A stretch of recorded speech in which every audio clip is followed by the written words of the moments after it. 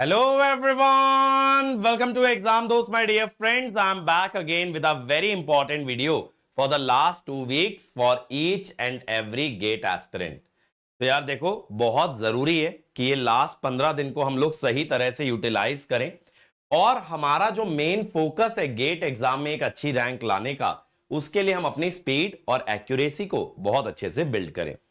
तो यार इस सेशन के अंदर मैं आपको पूरी तरह से बताने वाला हूं कैसे आप अपनी स्पीड और एक्यूरेसी को बेहतर कर सकते हो, क्या कदम उठा सकते हो ताकि आप एक बेहतर रैंक लेके आ सको और ना सिर्फ आप बल्कि आपके माँ बाप, आपके फ्रेंड्स, आपके टीचर्स भी आपके ऊपर गर्व महसूस कर सके। तो पहले एक बार फटाफट देख लेते हैं भाई। गेट का पेपर होता है 65 क्वेश्चन 100 मार्क्स का, कंप्यूटर बेस्ड है। एप्टी 15 नंबर का सबको आता है। मैथ्स आपका 13 नंबर का आता है और टेक्निकल सब्जेक्ट 72 मार्क्स के आते हैं। 3 तरह के क्वेश्चन, एमसीक्यू 1 नंबर का तो -1/3, 2 मार्क्स का -2/3, एमएसक्यू और एनएटी में कोई नेगेटिव मार्किंग नहीं। वैसे तो आपको ये सारी चीजें पता होंगी, बट जो लोग अभी अभी नींद से जागे हैं, जिनको पता चला है कि यार गेट का तो एग्जाम आने वाला है और अब उठ के भागे हैं, उनके लिए मैंने बता दिया। एटलीस्ट इतना तो पता करके एग्जाम में आप जा सकते हो।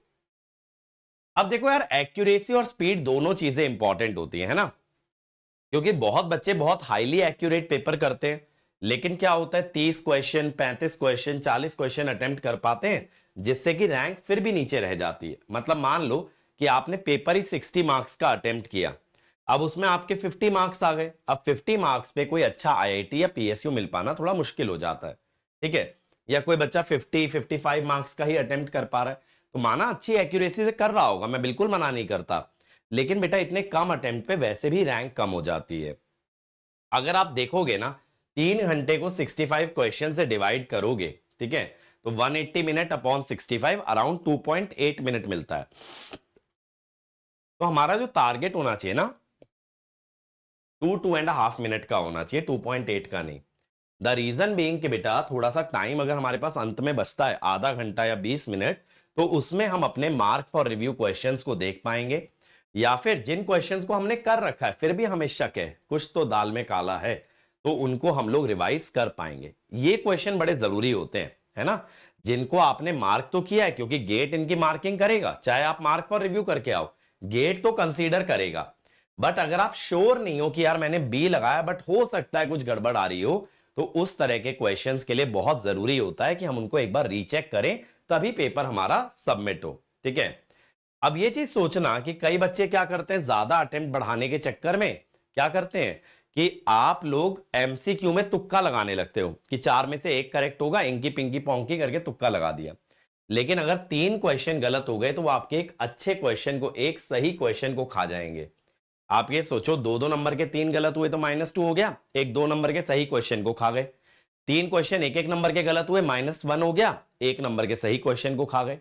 तो अगर आपको टॉप रैंक लाना है ना, तो आपका एक्यूरेसी एटलीस्ट 80-85% के ऊपर होना चाहिए और 50 क्वेश्चन से ज्यादा आप अटेम्प्ट लेके चलो। अगर आप इसको बैलेंस कर लेते हो ना कि 50 के ऊपर अटेम्प्ट कर दिए आपने नंबर ऑफ क्वेश्चन और 85% के ऊपर आप एक्यूरेसी ले गए, तो बेटा एक पीएसयू और एक आईआईटी के लायक आप स्कोर लेके आ सकते हो। अब एक्यूरेसी गिरती किन कारणों से? कैलकुलेशन एरर से, ठीक है, या फिर गलत क्वेश्चन सिलेक्ट कर लेने से। और स्पीड किस कारण से गिरती है? या तो आप बहुत स्लोली आप सॉल्व करते हो, या फिर अगेन आपने गलत क्वेश्चन चुन लिया जिसमें आपका समय बहुत ज्यादा बर्बाद हो गया। तो आपको दो चीजों पे फोकस करना है, टाइम भी बचाना है बेटा और एरर्स भी आपको कम करने हैं। अब ये चीज ना कहना आसान है, करना मुश्किल है ना, लेकिन मुझसे बेहतर कौन जानेगा भाई, मैं तो खुद एग्जाम इतनी बार दे रखा हूं। तो यार देखो, हर क्वेश्चन में टाइम नहीं बचाया जा सकता, पहले ये सच्चाई जान लो, है ना। अब कई बच्चे कहते हैं किसी किसी टॉपिक के सवाल में सर ज्यादा टाइम लग जाता है। लेटर से कोई बच्चा कह रहा है, कौन सा टॉपिक उठाएं, चलो मान लो कोई बच्चा कहता है सर प्रोबेबिलिटी के सवाल में मुझको ज्यादा टाइम लग जाता है, सोच नहीं पाता हूं जल्दी से। ठीक है, तो जो टाइम आपने इस क्वेश्चन में इन्वेस्ट किया उसको कहीं और से बचा लो ना, ट्रेड ऑफ करना पड़ेगा। कुछ सवाल ऐसे होंगे ही होंगे एग्जाम के अंदर जो ज्यादा टाइम कंज्यूम करेंगे। हम ये यूनिवर्सल लेके नहीं चल सकते कि 2 से ढाई मिनट में हमारा हर क्वेश्चन बन जाना चाहिए, चाहे किसी भी टॉपिक का हो, कितने भी लेवल का हो। ऐसा नहीं होता मेरे भाई, प्रैक्टिकल लाइफ के अंदर ऐसा बिल्कुल भी नहीं होता। बट कुछ टॉपिक के क्वेश्चन बहुत इजी हो सकते हैं। एज एन एग्जाम्पल, जैसे मान लो कि किसका एग्जाम्पल लें, मान लो यार आपके पास आ गया क्वेश्चन लीनियर अलजेब्रा का। अक्सर लीनियर अलजेब्रा के क्वेश्चन बहुत शॉर्ट होते हैं। या एप्टीट्यूड सेक्शन आ गया। अब आपको एप्टीट्यूड तो मैं करा ही रहा हूं डेली शाम को 5 बजे, और आपको दिख भी रहा होगा एप्टीट्यूड काफी इजीली सॉल्व हो जाता है। तो वहां पे आप टाइम जो बचाओगे ना, वो कुछ लंबे क्वेश्चंस के अंदर इन्वेस्ट किया जा सकता है। स्पेशली हर ब्रांच के जो कोर क्वेश्चन होते हैं, ईसी, इलेक्ट्रिकल, आईएन के जो कोर क्वेश्चंस होते हैं, उनके अंदर समय की जरूरत पड़ेगी। तो एक जगह से समय बचा के दूसरी जगह पे अपन इन्वेस्ट कर सकते हैं। ठीक है। और एरर भी कम करना है, इस पे भी अभी मैं आता हूं, एरर क्या, एक्यूरेसी कैसे बढ़ाते हैं। तो सबसे पहली चीज, अगर कैलकुलेशन एरर कम करने हैं तो वर्चुअल कैलकुलेटर पे वर्क करो बेटा। अब देखो आपके पास 2 ही हफ्ता, अगर अब भी आप वर्चुअल कैलकुलेटर में प्रोफिशिएंट नहीं है, वर्चुअल कैलकुलेटर में सही कैलकुलेशन नहीं कर पा रहे हैं, तो भाई बहुत दिक्कत वाली बात है। तो कम से कम डेली आधा घंटा वर्चुअल कैलकुलेटर से ही सवाल बनाएं। जो भी आप टेस्ट दे रहे हैं, चाहे तो टेस्ट सीरीज के थ्रू कर लें।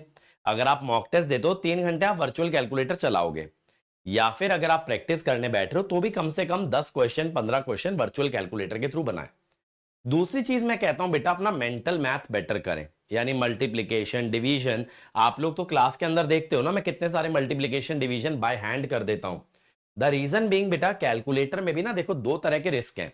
वैल्यू डालने में गलती हो सकती है, प्लस ये कैलकुलेटर के अंदर जो ऑपरेशंस होते हैं ना, कई बार हमारा जो ऑफलाइन कैलकुलेटर जिसकी हमें आदत है, और जिस सीक्वेंस में यहां पे ऑपरेशन पढ़ते हैं वो रिवर्स हो जाता है, तो हम लोग गलती कर बैठते हैं। समझ रहे हो? जैसे एक नॉर्मल कैलकुलेटर के अंदर हम लॉग पहले लिखेंगे फिर 15 लिखेंगे, और यहां पे क्या होता है, 15 दबा के फिर लॉग दबाया जाता है। तो इस चक्कर में गलती होने के चांसेस ज्यादा रहते हैं। बट अगर हमें आदत है मेंटल मैथ करने की, तो हम वहां पे भी बहुत ज्यादा टाइम बचा सकते हैं। अब मेंटल मैथ के लिए देखो कुछ बेसिक चीजें पता होनी चाहिए, जैसे स्क्वायर्स और क्यूब्स अपने को काफी हद तक मालूम होने चाहिए। ट्रिग्नोमेट्रिक रेशियोज मालूम होने चाहिए, sine theta, cos theta, tan theta की वैल्यू। कुछ एक लॉग मालूम होने चाहिए, log 2 हो गया, log 3 हो गया, मेनली यही 2 लॉग। ठीक है।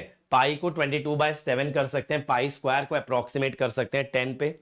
फिर कैलकुलेटर में ना मेमोरी फंक्शंस पे अच्छा काम करो, क्योंकि यार देखो जो हम लोग न्यूमेरिकल फेस करते हैं इंजीनियरिंग के अंदर, उसके अंदर एक बहुत बड़ी बात होती है ना कि डेटा आगे आगे यूज होता जाता है, यानी मल्टी लेवल मल्टी स्टेप का कैलकुलेशन होता है, उसमें मेमोरी फंक्शन बहुत काम में आता है।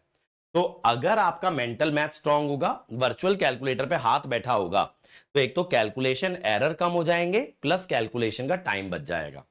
दूसरी बात ना बेटा देखो, जब वर्चुअल कैलकुलेटर में आपने एक्सप्रेशन डाल दिया, तो ये हरे वाला बटन इक्वल टू दबाने से पहले एक बार चेक कर लेना बेटा एक्सप्रेशन सही पड़ा या नहीं। क्योंकि जो आप लोग कहते हो ना कैलकुलेशन एरर आते हैं, देखो कैलकुलेटर तो गलती नहीं करेगा, वरना तो गेट वालों का काम ही बंद हो जाएगा, है ना, दुकान ही बंद हो जाएगी। तो कैलकुलेटर गलती नहीं करता, गलती पता आप क्या करते हो, जल्दबाजी में आप की गलत प्रेस कर जाते हो।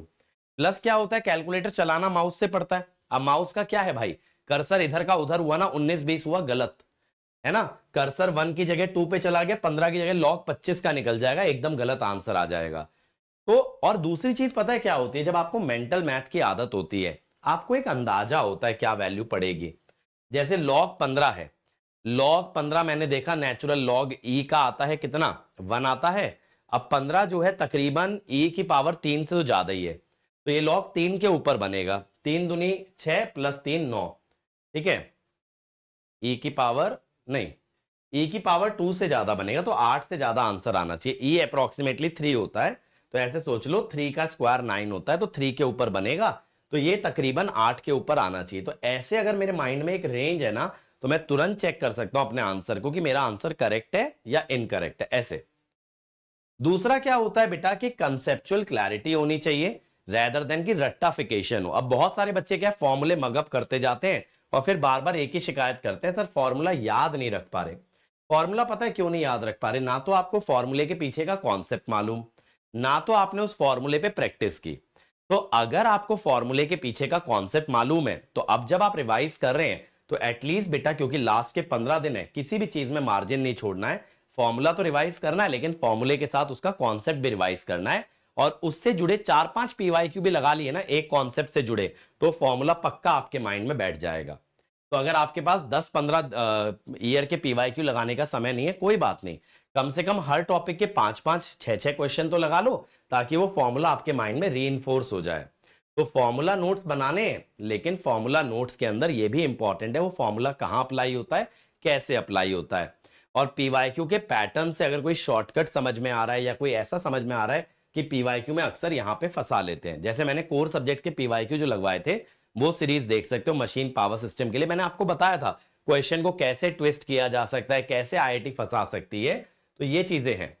और इस समय पे आप ये भी कर सकते हो बेटा कि अगर आप मॉक नहीं भी देना चाहते तो गेट के जो प्रीवियस ईयर पेपर हैं, जैसे 2025 के पेपर को ही मैंने मॉक की तरह लगा लिया, 2024 के पेपर को ही मैंने मॉक की तरह लगा लिया, तो मुझे ना आईआईटी का माइंडसेट समझ में आएगा। क्या होता है बेटा, जब ये प्रीवियस ईयर के क्वेश्चन हम चैप्टर्स में डिवाइडेड देखते हैं ना तो बड़ा इजी लगता है, लेकिन जब एज अ मॉक लगाने बैठते हैं तब समझ में आता है इस ईयर के पेपर में खासियत क्या थी। क्योंकि जब क्वेश्चन मिक्स हो जाते हैं, कोई क्वेश्चन तो बहुत ज्यादा टाइम खा जाता है और कोई क्वेश्चन बहुत आसानी से बन जाता है, तो वो टाइम का ट्रेड ऑफ आपको चमकेगा और फिर आप अपना स्कोर देख सकते हो कि इतने स्कोर पे आपका रैंक कितना बनता है, क्योंकि प्रीवियस ईयर का डेटा आपको गूगल करने पे मिल जाएगा, तो आपको एक अंदाजा लग जाएगा इतने मार्क्स पे मैं कहां लाइक कर सकता था।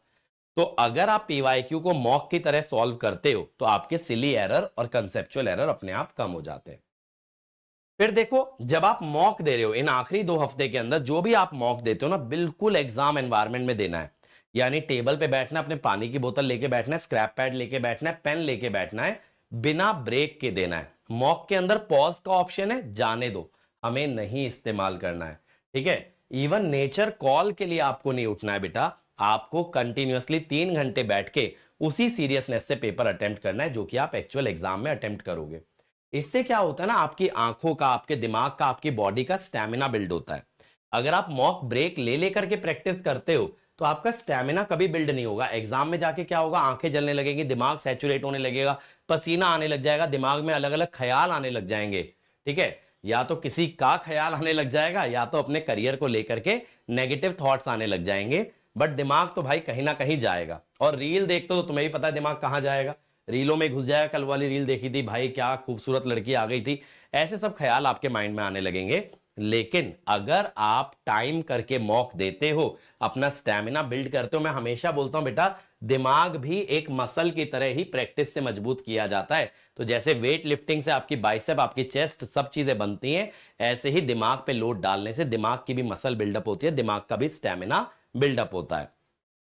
तो कंसिस्टेंटली अगर आप मॉक देते हो, इन आखिरी 15 दिन में 4-5 मॉक आराम से लगाए जा सकते हैं, ज्यादा भी नहीं, तो 4-5 मॉक भी अगर लगाते हो और काम करते हो ना मॉक्स के बीच में इंप्रूवमेंट पे, तो आपकी एक्यूरेसी अपने आप ऊपर जाएगी, एरर अपने आप नीचे आ जाएंगे। अब एरर एनालिसिस करना बहुत जरूरी है। देखो मॉक बहुत दुनिया देती है, फिर भी रैंक क्यों नहीं आती है? क्योंकि मॉक के बीच की जो चीज है ना वो बच्चों को क्लियर नहीं होती है। मॉक के बाद बैठ के ये देखना कि हमारी गलतियां क्या हुई, सिली मिस्टेक हुई, कैलकुलेशन मिस्टेक हुई, कंसेप्चुअल एरर हुआ, किसी पर्टिकुलर चैप्टर में दिक्कत आ रही है, किसी पर्टिकुलर सब्जेक्ट में दिक्कत आ रही है, या फिर किसी क्वेश्चन में हम अटक के रह गए, टेस्ट टेकिंग स्ट्रैटेजी हमारी गलत थी, हमने एप्टीट्यूड को ज्यादा टाइम दे दिया। ये सारी चीजें जानकारी रखना कि अगले टेस्ट में क्या सुधार करना है बहुत जरूरी है। वरना अंधेरे में तीर चलाते रहोगे, पता ही नहीं लगेगा तीर निशाने पे लग क्यों नहीं रहा। तो भाई हमेशा अपनी गलतियों से सीखना बहुत जरूरी है, तभी गलतियां रिड्यूस हो सकती हैं। अगर हम गलतियों से सीखेंगे ही नहीं तो हम कभी भी अपनी गलतियों को कम ही नहीं कर पाएंगे। तो जो क्वेश्चन गलत हो रहे हैं उन्हें टेस्ट के बाद दोबारा लगा करके देख लो। जो आपको समझ में आ रहा है, जैसे मान लो कि यार इस बार नेटवर्क में ट्रांजिएंट के इस मॉक के अंदर 2 या 3 सवाल आ गए बट मुझसे बने नहीं, तो ट्रांजिएंट रिवाइज करूंगा, उसके 10 पीवाईक्यू लगाऊंगा, हो गया रिवीजन। तो थ्योरी रिवाइज करने के बाद ना उसके उस पर्टिकुलर, देखो अगर टॉपिक है तो 5-7 पीवाईक्यू लगा लो, चैप्टर है तो 15-20 पीवाईक्यू लगा लो। तो इस तरह से आप 3 घंटे के अंदर अंदर भी एक पूरे चैप्टर को अच्छे से रिवाइज कर सकते हो, थ्योरी प्लस पीवाईक्यू। 1 घंटा पीवाईक्यू को दे दो, 1-1.5 घंटा थ्योरी को दे दो, 2-2.5 घंटे में मस्त तरीके से कोई भी चैप्टर आपका रिवाइज हो सकता है। तो इससे क्या होगा कि आपका कॉन्फिडेंस बिल्डअप होगा कि जो मेरी वीकनेस इस टेस्ट में निकल के आई, मैंने उस पर काम किया, और फिर अगले टेस्ट में देखना उन टॉपिक्स में आपका स्कोर बेहतर होगा। तो आपको यह देखना है कि इस टेस्ट में मेरी एक्यूरेसी कितनी थी, क्या अगले टेस्ट में मेरी एक्यूरेसी बढ़ रही है नहीं बढ़ रही है। इस टेस्ट में मैंने 40 क्वेश्चन अटेम्प्ट किए, क्या अगले में मैं 42-43 कर पा रहा हूं नहीं कर पा रहा हूं। मैंने इस टेस्ट के अंदर एप्टीट्यूड में जबरदस्ती ज्यादा टाइम दे दिया था, क्या अगले टेस्ट में मैं उस ट्रैप से बच पाया या नहीं बच पाया। तो बहुत सी चीजें आपको ना टेस्ट बाय टेस्ट ट्रैक करनी है कि इस टेस्ट में जो गलतियां की 100% ना सही बट एटलीस्ट 50% तो उन गलतियों को मत दोहराओ, उन गलतियों को एलिमिनेट करो, अगले टेस्ट में नई गलतियां करो चलेगा, लेकिन जो गलतियां कर चुके थे अगर वो दोहराई जा रही हैं बेटा तो फिर दिक्कत आएगी। अगर एग्जाम से पहले 5 मॉक भी अगर आप अभी देते हो और बहुत अच्छे सीरियस एनालिसिस के साथ देते हो बेटा, तो आपके मॉक में इंप्रूवमेंट आएगा। अटेम्प्ट इंप्रूव करना है, एक्यूरेसी इंप्रूव करनी है, कैलकुलेशन एरर, सिली मिस्टेक को रिड्यूस करना है और अपनी वीकनेसेस को रिवाइज करना है। ठीक है, और फिर देखो एग्जाम के अंदर जो आपके श्योर शॉट इजी क्वेश्चन है उनको पहले बनाइए। जैसे कई बच्चे होते हैं कि कंफर्टेबल है सर, मेरा एप्टीट्यूड बहुत अच्छा है, तो देखो क्या होता है ना, एग्जाम में शुरू का 15 मिनट हर कोई नर्वस होता है, बिल्कुल नर्वस होता है।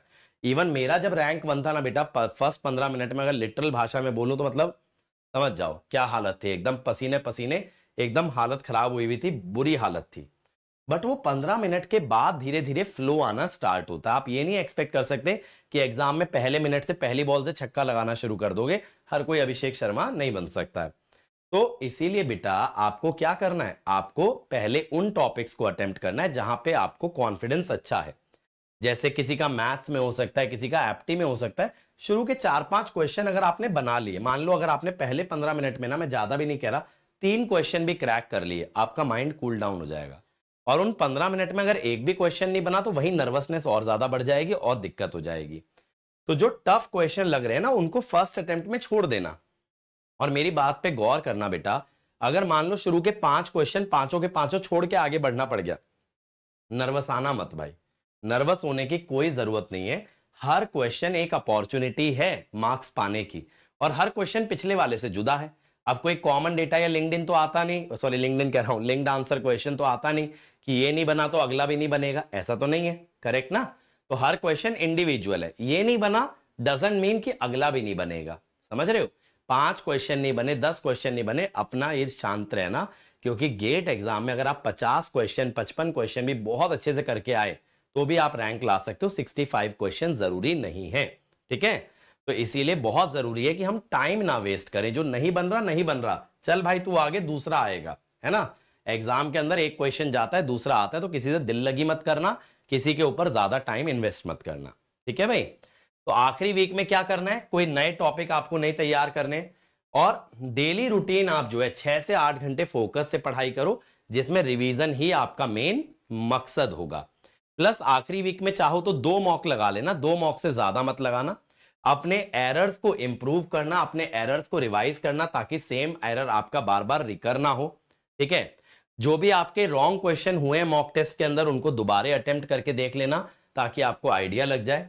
कैलकुलेटर पे और अपने मेंटल कैलकुलेशन पे काम करना। पीवाईक्यूज को रिवीजन का हिस्सा बना लो, जब भी कोई वीकनेस समझ में आती है, टॉपिक रिवाइज किया, उसके पीवाईक्यू लगा लिए हमने। ठीक है, थोड़ा सा बेटा सोशल मीडिया से दूर रहें, इंस्टाग्राम से बहुत बड़ा डिस्ट्रैक्शन है, यूट्यूब शॉर्ट्स बहुत बड़ा डिस्ट्रैक्शन है। ठीक है, ऐसे स्टडी ग्रुप्स जहां पे कंपैरिजन होता है, लगातार नेगेटिव बातें होती हैं, बहुत गलत है, क्योंकि नेगेटिविटी ना आपका बहुत टाइम खा जाती है बेटा, उससे निकलने में बहुत मुश्किल होती है। तो जहां लोग नेगेटिव बातें कर रहे हैं, डिप्रेसिंग बातें कर रहे हैं, ऐसी बातें हो रही हैं जो आपको एग्जाम क्रैक करने में बिल्कुल मदद नहीं करने वाली, वहां से थोड़ा सा दूर रहें। बाकी अपनी तैयारी पूरी रखें एग्जाम सेंटर पे जाने की, एग्जाम सेंटर क्लियर रखें। ऐसा ना हो बेटा एक नाम के या सिमिलर नाम की 2 लोकेशंस हैं और आप यही कंफ्यूज हो जाना कहां है, ऐसी गलती हो गई ना तो उस दिन खुद को बहुत कोसोगे। अक्सर क्या होता है, जैसे मान लो टीसीएस का ही कोई एग्जाम सेंटर है, सिमिलर नेम का आपको गूगल मैप पे दूसरा लोकेशन मिल गया, तो बहुत मुसीबत हो जाएगी, गलत जगह पहुंच गए तो शायद सही जगह टाइम पे पहुंच भी नहीं पाओगे, इसलिए चेक करके जाना। ठीक है, तो याद रहे बेटा, एक्यूरेसी और स्पीड अच्छी रखोगे तो बढ़िया स्कोर लाओगे, टॉप रैंक लेके आओगे। कंसिस्टेंट रहना, अच्छे से रेस्ट लेना, इन आखिरी 15 दिनों के अंदर अच्छे से रेस्ट लोगे तो फोकस्ड रहोगे, बॉडी में फैटीग स्टैब्लिश नहीं होगा, बॉडी माइंड दोनों एक्टिव रहेगा। तो ये ध्यान रखना बेटा, एवरेज स्टूडेंट्स ही टॉपर्स बनते हैं, टॉपर्स अलग से पैदा नहीं होते, ना भगवान से क्या बोलोगे वरदान लेकर के आते हैं, आप ही लोग मेहनत करके टॉपर बनते हो। तो अगर एक एवरेज स्टूडेंट टॉपर बन सकता है तो बेटा आप भी बिल्कुल बन सकते हो, बस मेहनत करते रहो, आगे बढ़ते रहो। आपके टैलेंट की, आपकी परफॉर्मेंस की ना कोई अपर लिमिट नहीं है, कोई सीलिंग नहीं है, जितना चाहोगे उतना आगे आप लोग जा सकते हो। तो यही मैसेज मैं देना चाहूंगा आखिरी 15 दिन के लिए, क्योंकि बहुत सारी चीजें आप लोगों के दिमाग में घूम रही होंगी बेटा। बाकी इस वीडियो में कमेंट जरूर करके बताना अगर आपके दिमाग में कुछ चीजें चल रही हैं, आप चाहते हो कि अंकित सर उन पे बात करें, आप लोगों को उसके बारे में गाइड किया जाए। क्योंकि यार मैं आपको ये गारंटी दे सकता हूं कि जो अब टॉपर आएंगे ना इस 2026 में, वो आप ही लोगों में से होंगे, जो इन वीडियोस को देखते हैं, इन वीडियोस पे कमेंट करते हैं, चैट में आप लोग बैठे रहते हो, आप ही लोग टॉपर बनने वाले हो। और शायद इस समय पे जो इस साल का रैंक 1 होगा इस वीडियो को देख भी रहा होगा। तो बेटा मेरी तरफ से आपको बेस्ट विशेष, सारे बच्चों को बढ़िया से बढ़िया रैंक लेकर के आना, अपना 100% दे करके आना। और बाकी किसी भी तरह की कोई भी मदद मुझसे चाहिए तो जरूर इस वीडियो के कमेंट सेक्शन में बताना। जितना मेरे पास समय है, जो मैं आपकी हेल्प कर पाऊंगा, मैं डेफिनेटली आप लोगों की हेल्प करूंगा। कॉन्स्टेंटली आप लोगों के सजेशन लेता हूं और उसी के हिसाब से प्लानिंग करता हूं। ठीक है, जैसा मैंने बोला, एग्जाम दोस्त किसी भी इंस्टीट्यूट का नाम नहीं है। एग्जाम दोस्त एक इमोशन है, एक रिलेशन है स्टूडेंट्स का अंकित सर के साथ, जहां पे मेरी जवाबदारी सिर्फ और सिर्फ आप लोगों से, किसी थर्ड पर्सन से एकदम कोई जवाबदारी नहीं है। तो आपकी इच्छाएं और मेरी मेहनत, हम लोग ये मिला करके आपको best of the best content देने की हमेशा कोशिश करेंगे। ठीक है, और इसके अलावा बच्चों मैं आपको बता दूं, क्योंकि 31 जनवरी बहुत तेजी से अप्रोच कर रहा है, तो बेटा 31 जनवरी को ना रिपब्लिक डे ऑफर एक्सपायर हो रहा है और प्राइसेस बढ़ रहे हैं। तो 10% प्राइस हाइक हो रहा है और ये 40% का ऑफर खत्म हो रहा है। तो गेट के सभी लाइव कोर्सेज पे 40% ऑफ है, गेट के सभी रिकॉर्डेड कोर्सेज पे 40% ऑफ है। एजेई के जो नए कोर्सेज स्टार्ट हो रहे हैं 2 फरवरी से, उन पे भी 40% ऑफ है। बट एजेई के रिकॉर्डेड पे 50% है। तो आपको क्या लिखना है कोड में, YT 40% ऑफ के लिए 40, 50% ऑफ के लिए 50। तो एजेई के रिकॉर्डिंग्स पे 50% ऑफ है, बाकी सभी पे 40% ऑफ है। कोड याद रखना YT 40। और आपके पास समय है 31 तारीख की मिडनाइट तक का। तो फ्रीडम ऑफर जो है, फ्रीडम सेल जो है, ये आपकी खत्म हो जाएगी। तो जल्दी से जल्दी ज्वाइन कर लो। 2 फरवरी से हम एजेई वाले बैचेस के अंदर नया सब्जेक्ट स्टार्ट करें, बेसिक इलेक्ट्रिकल, सुबह 11 बजे। तो आप लोग आइए और बेसिक इलेक्ट्रिकल का लुत्फ उठाइए। और जो गेट के बैचेस हैं उनमें नया सब्जेक्ट गेट एग्जाम के बाद स्टार्ट हो जाएगा, इंजीनियरिंग मैथमेटिक्स स्टार्ट करेंगे। अभी डिजिटल चल रहा है, आप चाहो तो अभी भी ज्वाइन कर सकते हो। ठीक है, तो थैंक यू एवरीवन। ये वीडियो अच्छा लगा हो तो यार प्लीज एक बार वो ना अंगूठा दबा के चले जाना, लाइक बटन जरूर दबा के जाना। और भाई इस वीडियो को प्लीज आप लोग अपने स्टेटस में शेयर करें, ज्यादा से ज्यादा बच्चों तक पहुंचाएं। शर्माए नहीं, आप तैयारी कर रहे हो, आप मेहनत कर रहे हो, इसमें बेटा कोई शर्म वाली बात नहीं है, गर्व वाली बात है। आपका रैंक आपका गुरूर नहीं होना चाहिए, आपका रैंक आपका गर्व नहीं होना चाहिए, आपका हार्डवर्क आपका गर्व होना चाहिए। और अगर आप लोगों को आपके हार्डवर्क पे गर्व है कि हाँ यार मैं मेहनत कर रहा हूं, मैं स्ट्रगल कर रहा हूं, दुनिया चाहे जो बोले, जो सोचे, जो मुझे डिमोटिवेट करने की कोशिश करे, मैं आगे बढ़ता रहूंगा। तो ऐसे बच्चे जरूर इस वीडियो को शेयर करें, ये प्रूव करने के लिए कि भाई मैं मेहनत करता हूं और इस बात में मैं शर्म नहीं करता हूं। Thank you everyone, have a great day.